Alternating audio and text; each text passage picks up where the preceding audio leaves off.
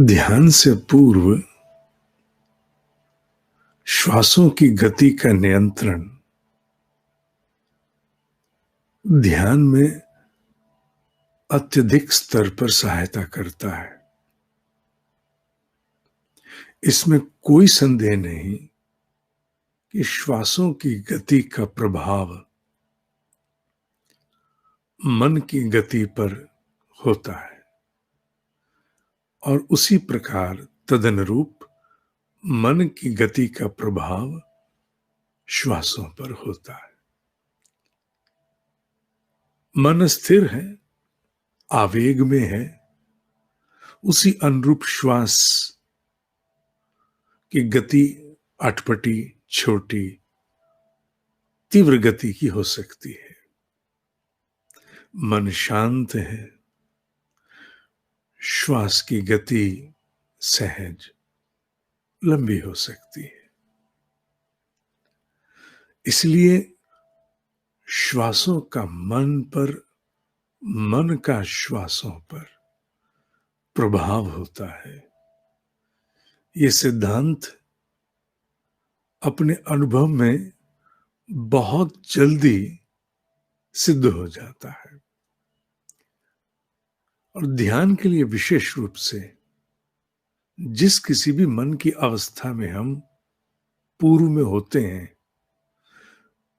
उसमें अगर श्वासों पर अधिकार प्राप्त करने की चेष्टा करते हैं तो अनेक अंशों में विचारों की उमड़ घुमड़ पर अगर पूरी तरह से नहीं तो एक सीमा तक का अधिकार, स्थिरता प्राप्त होती है। इसमें कोई संदेह नहीं। और आप ब्रह्म मुहूर्त के इस ध्यान में इस अनुभव को पूर्व से ही प्राप्त करते आ रहे हैं। जो नए साधक हैं वो इस तथ्य को गहराई से जान लें। इसके लिए अभ्यास भी पहले अनेकों बार सत्संग में बताया गया कि श्वासों की गति पर अधिकार प्राप्त करने के लिए ध्यान से पूर्व अपने श्वास को धीमा करना आरंभ करो। दो कार्य साथ साथ परस्पर साइमल्टेनियसली, एक गति को धीमा करना और दूसरा श्वास को गहराई तक ले जाना। हालांकि श्वास तो फेफड़ों में जाता है, पर एक संकेत दिया गहराई का, श्वासों के गहराई नाभि तक।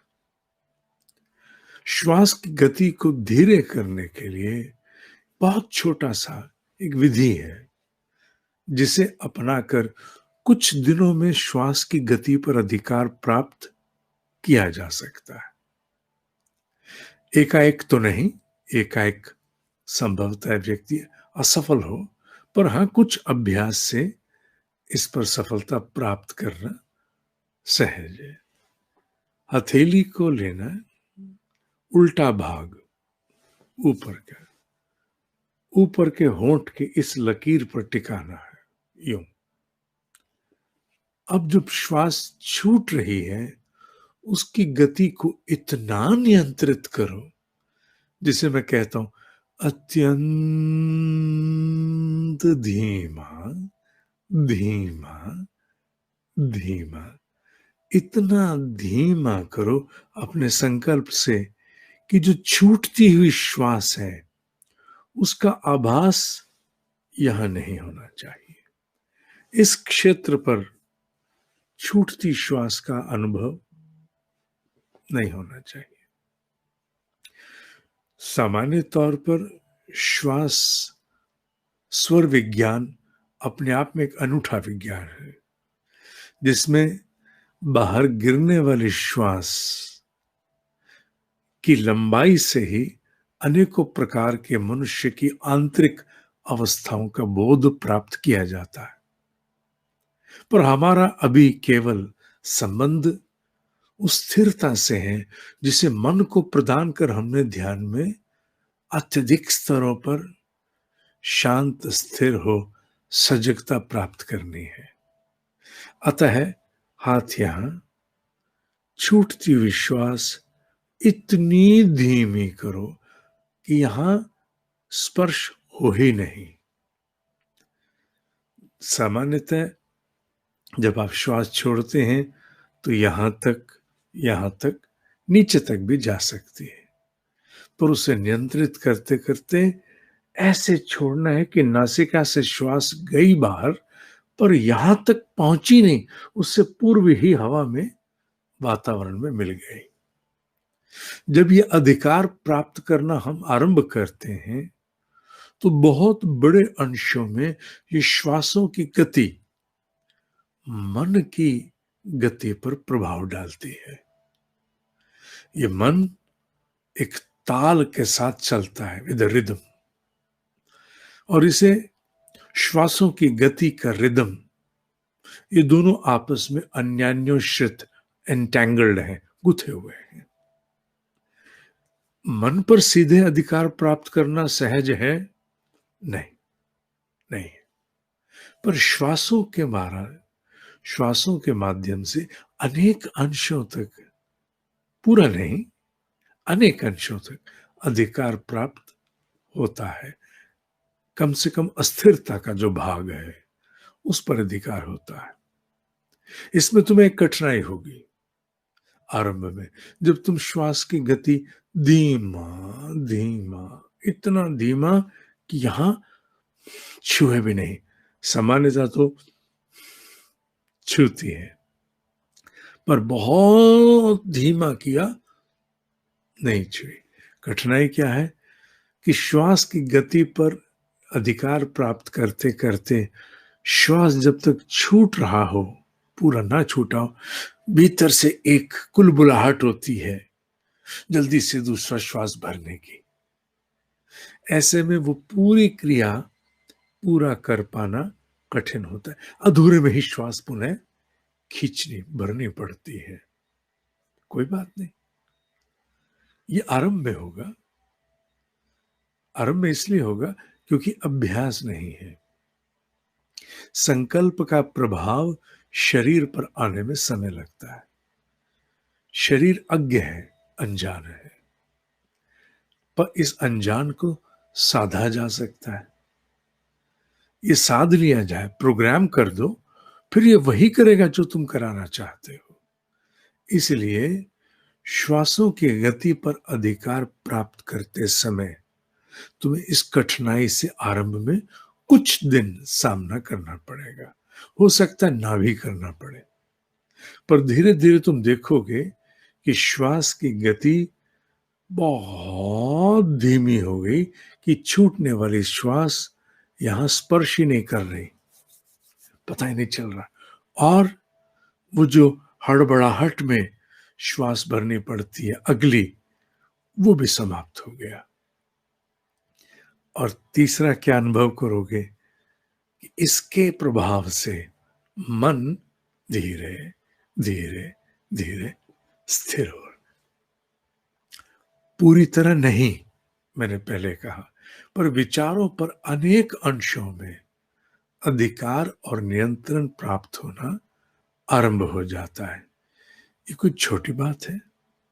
बहुत बड़ी बात है। और नाद से पहले विशेष रूप से इसका होना, इसका किया जाना बहुत सहायता करता है, क्योंकि नाद में आपने श्वास ही तो भरना है, और भर करके गहरी श्वास को अत्यंत सहज गति से बाहर छोड़ना है, ओ बोलते हुए।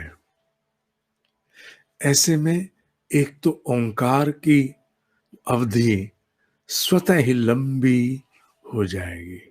हालांकि आपको इसके लिए आरंभ में लड़ना नहीं है अपने आप से, और ना ही मेरी गति का अनुसरण करना है।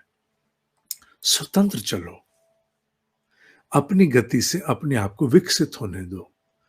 तो जब श्वासों की गति पर अधिकार होगा, श्वास लंबी होगी, तो उतने ही समय तक वो ऊपर कपाल में, सिर में, यहां गुंजायमान होगी। उतने अधिक समय तक आप उस पर अपना ध्यान केंद्रित कर पाएंगे। और श्वास जब पूर्ण होगी तो हड़बड़ाहट दूसरी श्वास भरने की वो भी अभ्यास में आ चुकी होगी। एकाएक बस भर ले श्वास, वो हड़बड़ाहट समाप्त हो जाएगी, क्योंकि आपने अभ्यास पहले कर लिया। अब बहुत धीमी गति से ओ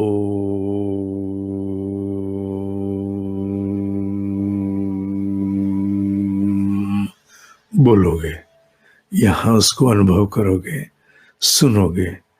और मां खत्म होती फिर से बड़े आराम से दूसरी श्वास भी भर लोगे। उसमें हड़बड़ाहट नहीं होगी ना। दूसरी श्वास, नाक बंद हो तो अलग बात है, विषय अलग है। अन्यथा बहुत सहज होके श्वास भरोगे और फिर से कपाल में केंद्रित होकर आप नाद का गुंजन करोगे। आज के लिए इतना ही।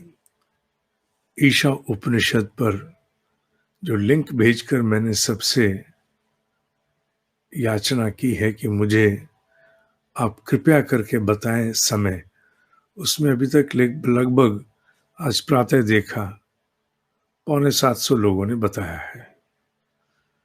अगर इतने ही लोग हैं तो फिर उपनिषद केवल उन्हीं को एक्सेस देके पढ़ाएंगे। अधिक है तो अधिक को, पर दिया उनको जाएगा जिनकी मुझे पुष्टि आए। गंभीर ज्ञान का अध्ययन करने के लिए एक कदम आगे आओ। जो उस पर पहले से अपना सुझाव दे चुके हैं उनको देने की आवश्यकता नहीं, क्योंकि मेरे पास ईमेल सबकी आ रही है, उन्हें आवश्यकता नहीं। जो सुझाव देने में असमर्थ हैं वो अपना सुझाव जगदीश स्वरूप को भेज दें मैसेज के द्वारा, वो मुझे सूचित कर देंगे। उसमें ईमेल अवश्य लिखना जो भेजने में असमर्थ है, बाकी नहीं।